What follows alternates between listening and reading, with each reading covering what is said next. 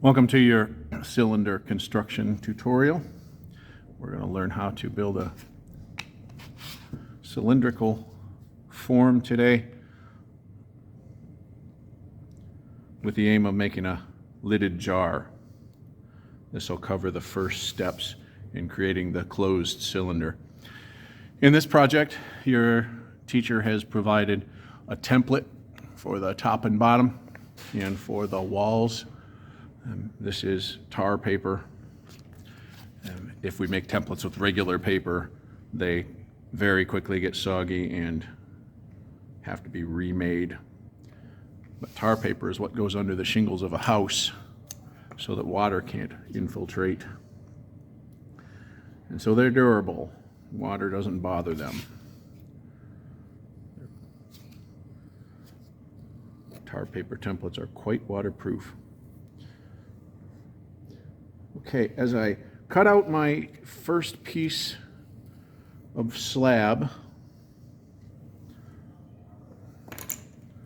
we've rolled some 1/4 inch thick, or maybe 5/16, it's 1/4 inch, I guess, clay slab from the sculpture body clay. And when I cut, I want to make sure that my knife is straight up and down so that I get a 90-degree angle on this. I don't want a beveled cut that is a sloped cut or an angled cut. So I don't want to let my knife angle to the side either way. So it's straight up and down. I can tilt forward into the cut, but I don't want the blade to tilt one way or the other to affect the angle of the cut I'm making. It's got to be straight up and down. When I remove my template, gently transfer this out of the way while I continue.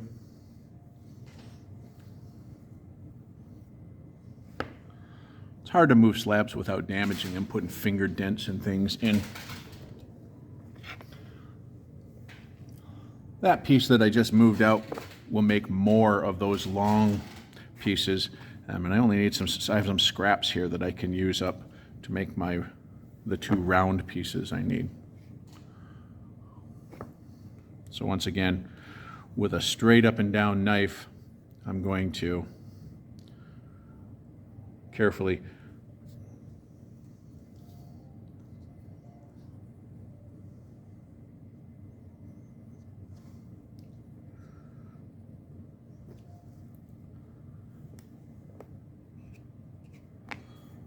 there's one.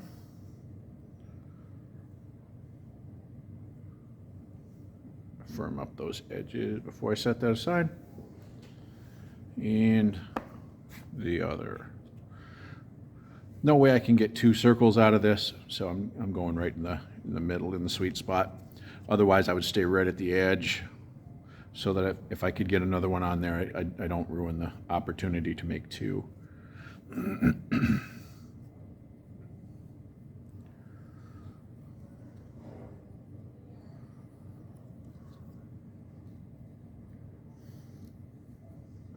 I'm going to move quickly. It's still going to be a long video, but I'm going to move as quickly as possible.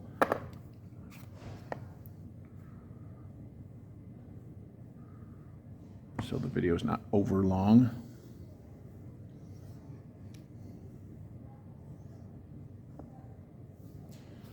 And I'm going to put this little square in the middle to remind me to stay in the picture.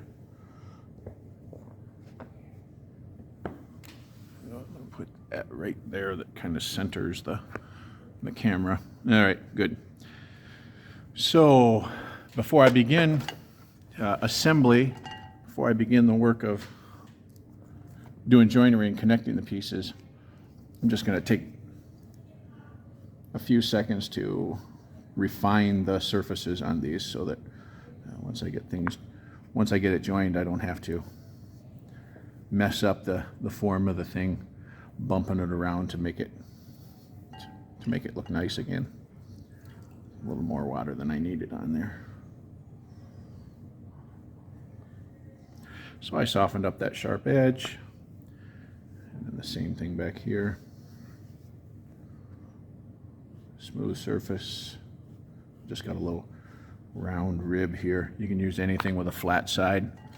Sometimes I use these to refine the surface to make it smooth and glassy.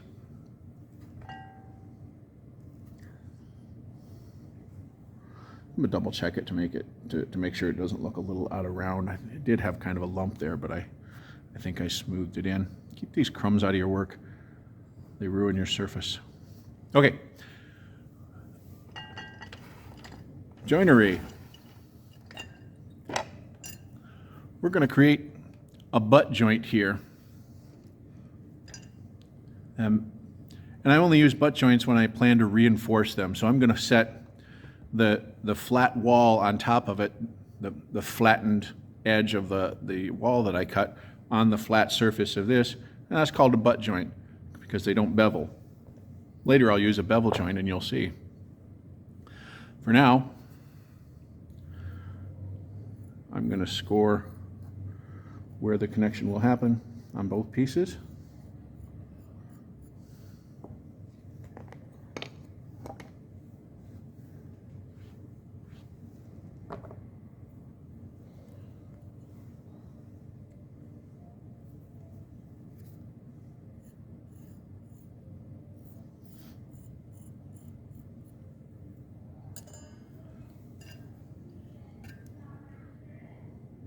Going to add water to those grooves and let them go to work making a little slip.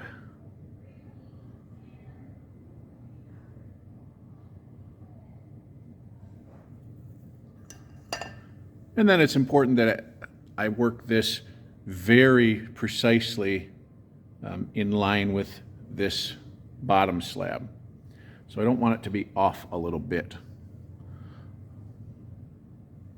I want the bottom of this part to line up exactly with the bottom.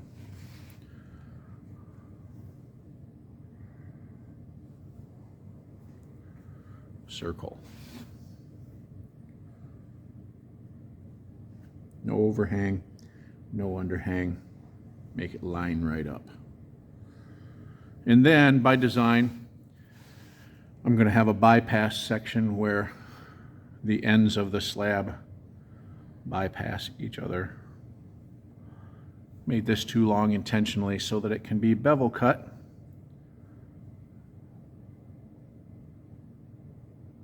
And that's what I'm going to do right now.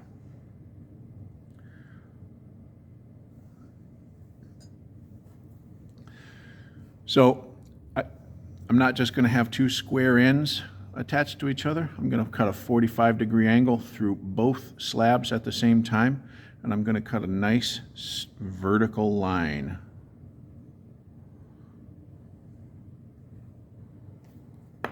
Then this piece comes off, and that piece comes off.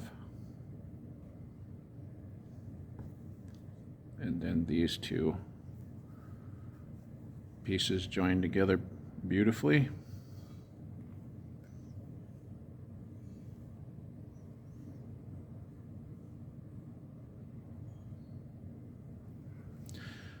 Okay, I'm going to score those.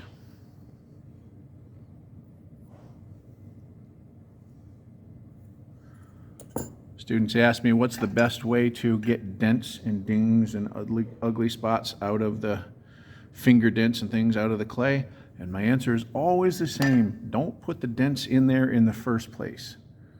So I have to fix that up because I put a dent there. But I have managed to assemble this so far without creating one of those. When I see how that ruined the surface of the clay when I pick up this slab or the bottom slab. And then when I put enough pressure on these to make them stick together, I'm doing it without pinching so hard that I ruin things. I want that joint to be beautiful, and I want the slab to remain beautiful. Now, if you look close, you can see that I've pressed this joint past a perfect matchup a little bit. You can see that this point here passes the corner, and this point here is out past that corner. And that's on purpose. I'm going to add a little, that lets me add a little bit of sort of twisting pressure when I join that very, very gently. For now, it's going to be more firmly cleaned up in a few minutes. But here's a potter's secret. When you're making slab work like this, getting rid of this joint right here is very difficult. The thing that'll help you is if you, when you make that joint, as I did, do the slip and score, now I'm going to let it rest. I'm going to let that be so that the extra moisture in there has a chance to soak into the rest of the clay, and this isn't such a wet spot anymore. So if I let it homogenize a little, when I come back, I will be able to smooth this joint over easily so that it disappears and you never knew it was there. If I try and do it right now, it'll shrink up after I smooth it, and you'll always be able to see the joint there. So give that a rest. So here's another one of those tools with got a flat edge on it. Those are useful to me. I'm gonna gently straighten that a little bit so that it's just picture perfect, so that there's no gaps or overhang in there at all, and it just looks how I want it to, like it's one continuous wall there.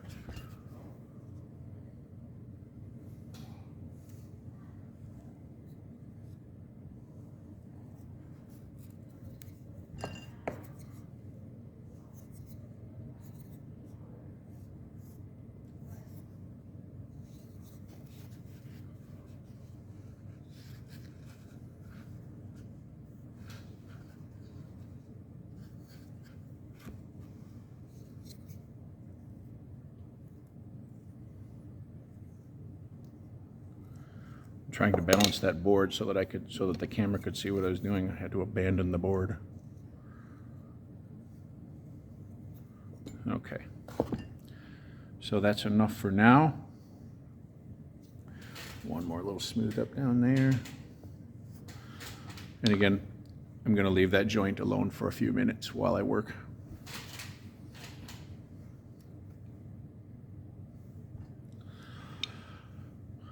Now I have my second circle.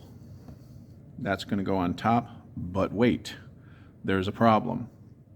I told you that when you join two square edges together like that, it's called a butt joint, and it's an intrinsically weak joint even when you slip and score it. So what I'm going to do is I'm going to add some small pieces to it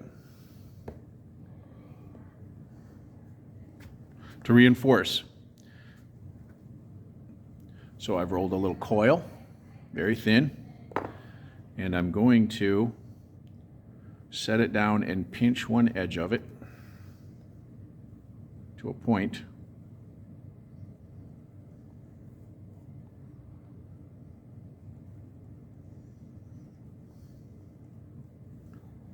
And you can see now how I have a round back on that, but it's pointed right there, and I'm going to put that point, if this is the wall and floor of my jar right now, I'm going to put that point in like that and then smooth it in and slip and score it in there so that it reinforces that joint, because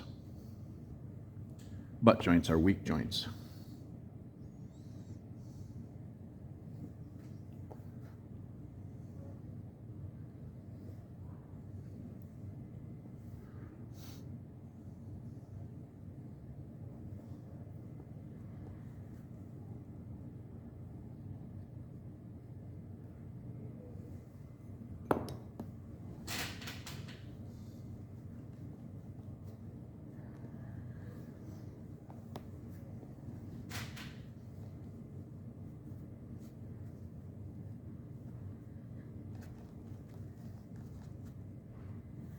Picked up a little crumb, and those crumbs ruin everything.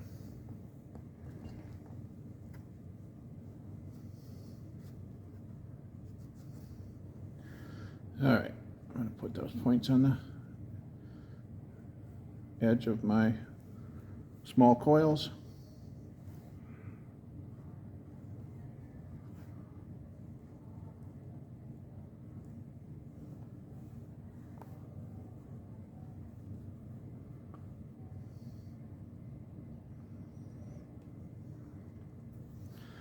And now I'm going to slip and score those into that bottom angle.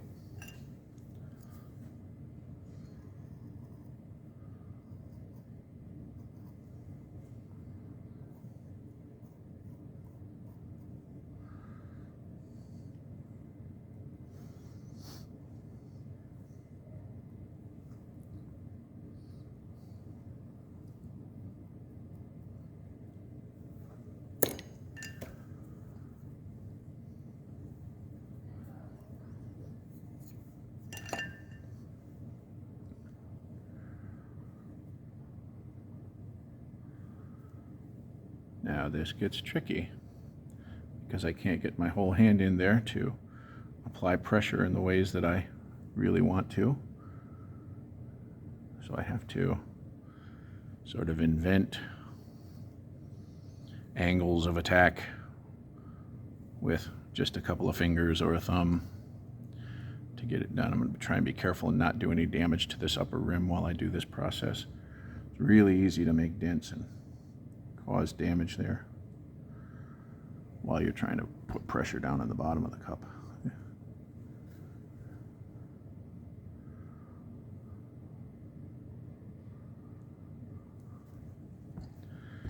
And I just need about one more inch of coil.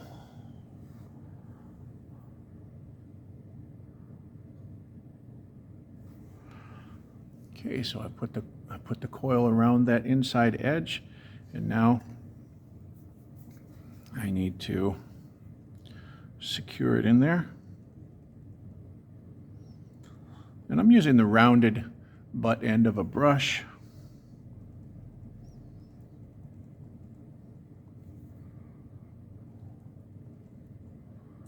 Why are there so many uses for the word butt? I don't know.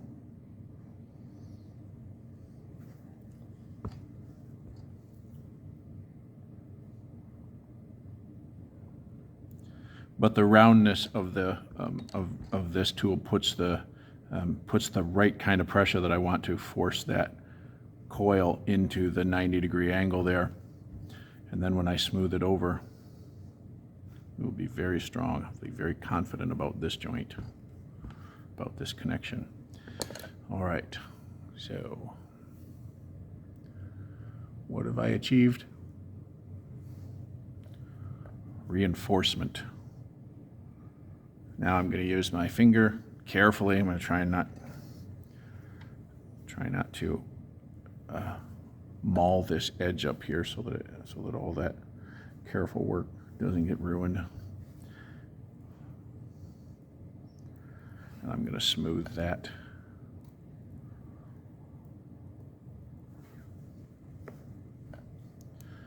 Reinforcement coil. It's going nicely. It's not perfect yet, but I'm not gonna apply so much pressure that I start to cause the bottom edge of the outside to bulge outwards. So I'm going to be patient and go around several times and reinforce from the outside with my other hand. So I'm going to put force on that bottom part down there so that it's not moving all over the place while I do this.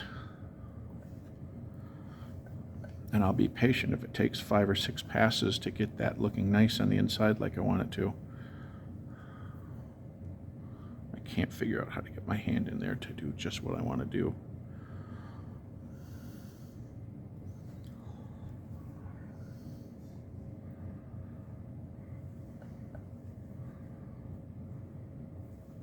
I'm getting there now.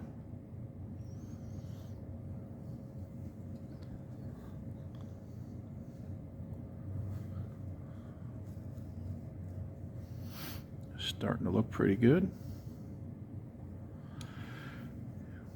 And so I'm going to put some water on it so that my fingers slide over the surface a little more easily.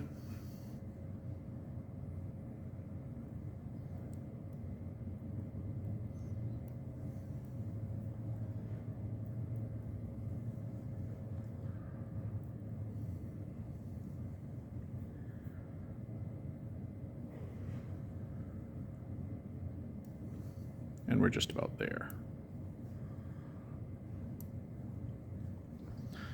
I will do a last touch-up on that when it starts to approach leather hard, so that I can apply a little more force without affecting the form of my jar,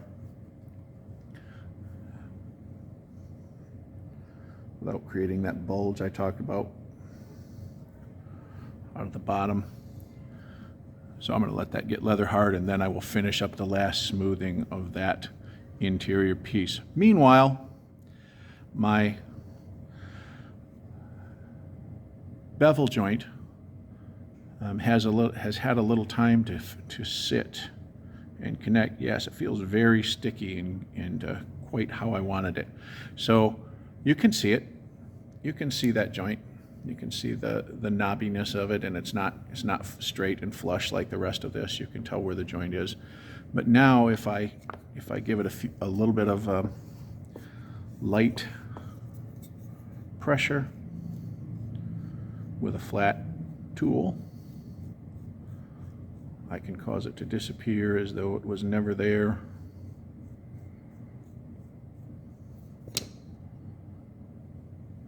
And it won't, because it's not soaking wet anymore. It's not going to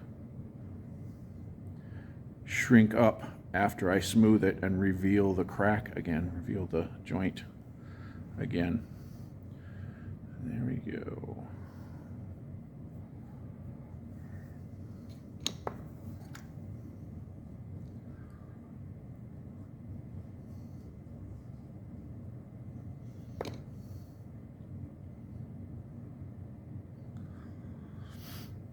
So when you go to smooth the surface of the clay and you put some water on it, nothing happens until it starts to get sticky. It's too slippery at first, but now it's starting to get very sticky, and the clay moves around a little bit when the friction with my finger pulls on it, and gives me the power to cause that joint to disappear just like I wanted it to.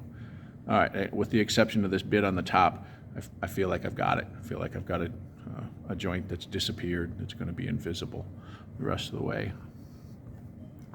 I'll do basically that same process on the inside.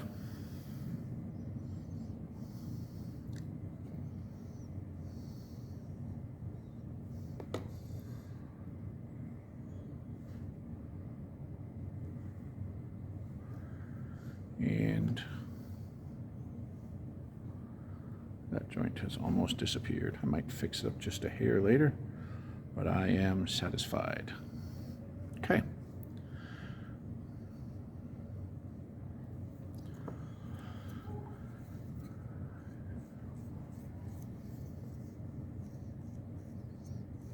I'm about to make another butt joint.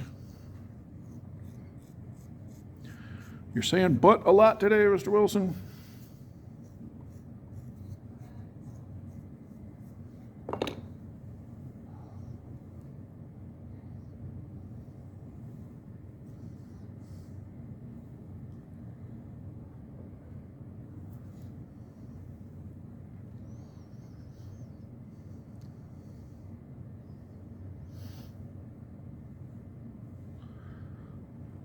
Looks like that's going to fit well.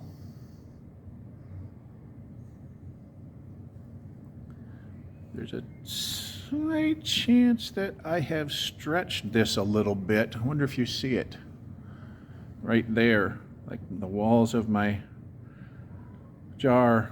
The wall is a little bit bigger around in diameter than the lid. And if that happens and you've already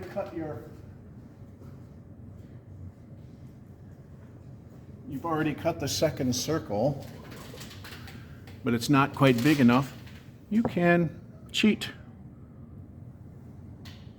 Far be it from me to advocate cheating, but I'm advocating cheating. I'm going to take a little roller and just ever so slightly, you'll be amazed how little you have to do here in terms of applying pressure. Chrome that ruined my surface.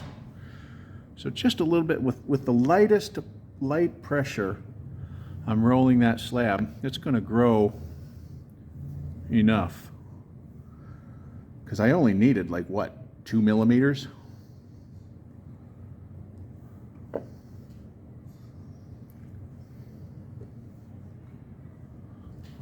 want this to be nice and round.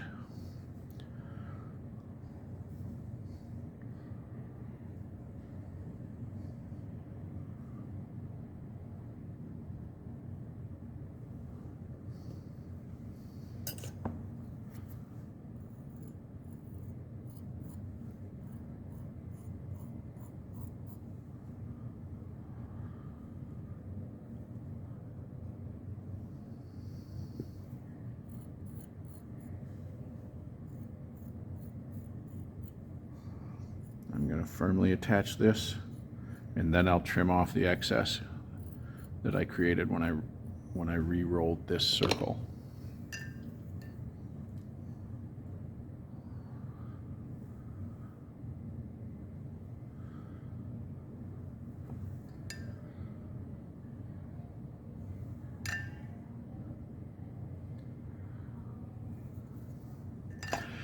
Nothing ugly on the inside that I feel like I need to address before I enclose this, because I'm not going to see the inside again for quite some time while I work on the form and the deco on the outside of this. Oh yeah, that's much better now. It overhangs all the way around. Nope, I'm not coming up too short anywhere. And I can trim that off a little bit. I want to be careful that this doesn't sag inward.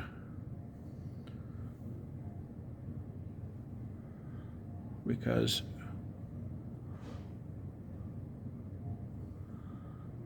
I don't want a concave top. I want it to be nice and flat on top. And then, so that's seated well. And a little extra to spare there. And I think we're good. I'm going to put a little wiggle pressure on that without making any dents or caving anything in. And I'm very close to having a nice firm enclosed piece, just how I wanted it. So I did this before on the bottom. Now I'll do a bit of the same up here on the top.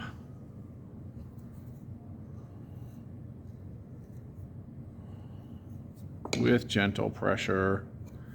Don't overdo it here. It would be a big blunder.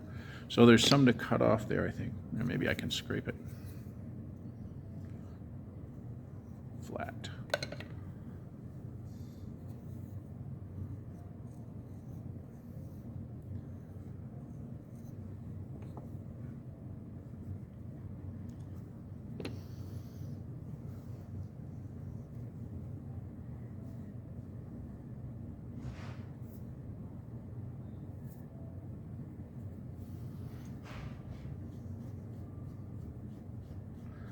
A little bit of smoothing.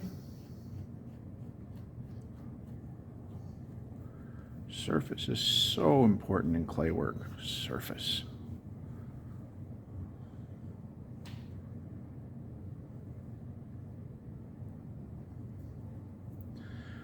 Looks like I've got a little dent there. I'm trying to put some slip.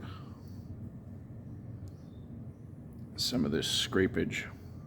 I'm trying to harvest some of that and put it in that little dent so that it is nice and smooth on the top.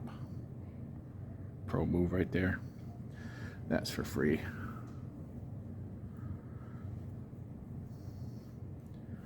Free advice for you. It's not free, they pay me for this. Nevertheless,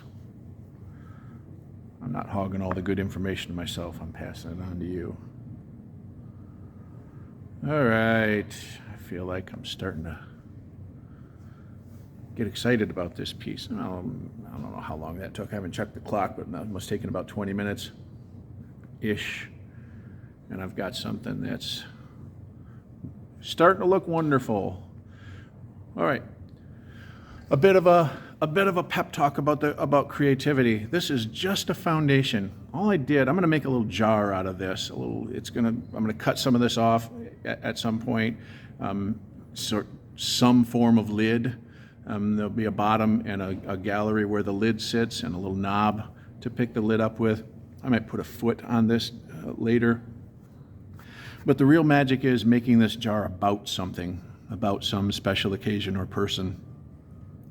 And the key to that is making what goes in the jar match what the jar is about. So if it's a jar about a vacation, maybe the jar needs to hold something that was acquired on that vacation, like jewelry or seashells or sand from a foreign land or something like that. That's where the art is, in form following function. Form follows function, or at least it should. All right.